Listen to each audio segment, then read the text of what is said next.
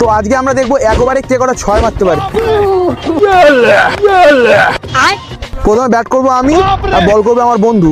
আমি ব্যাট করার পরে আমি ওকে বল করবো, ও ব্যাট করবে। চলো শুরু করা যাক।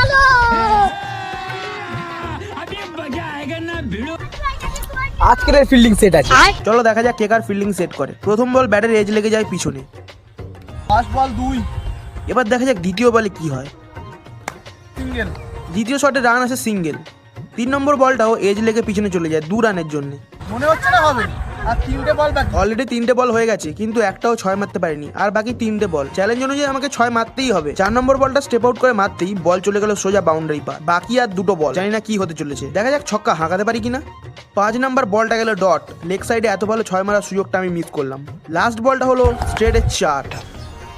तुमसे ना हो पाएगा। একবারে কোনো 6 নেই। পালা ওর আর বল করব আমি। দেখা যাক ও আমার বলে ছক্কা হাঁকাতে পারি কিনা। আমি চেষ্টা করবো ওকে আউট করার।